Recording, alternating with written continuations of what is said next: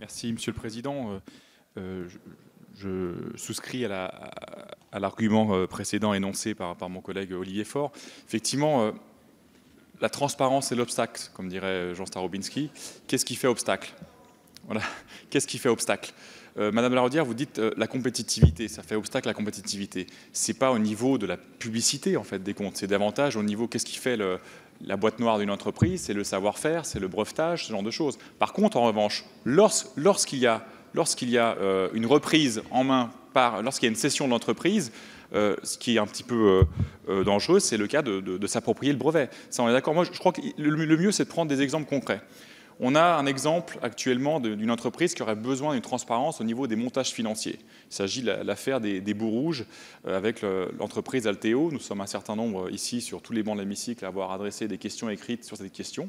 Les bouts rouges, ce sont ces déchets qui sont rejetés dans la Méditerranée et qui sont dus justement pour la fabrication des verres d'iPhone.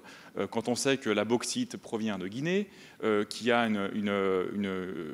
en plus des apports d'argent public, et du coup je pense que là effectivement Sandrine Mastier, vous avez raison, la DNEF peut très bien faire une enquête, même si elle n'aboutit pas. À partir du moment où elle fait l'enquête, ça veut dire qu'on a besoin d'avoir une transparence et dans des entreprises qui cherchent des montages financiers de plus en plus importants. Et d'ailleurs, il y a eu un débat sur la localisation de ce bassin de rétention de déchets il y a une cinquantaine d'années, lorsque c'était Péchinet qui l'avait. Donc vous voyez, vous avez des serpents de mer comme ça, des histoires d'entreprises, des scandales sur le long terme, parce qu'on n'arrive pas à trouver une porte de sortie. Et je pense que ça, c'était aussi l'occasion de saluer la proposition de loi de Dominique Potier.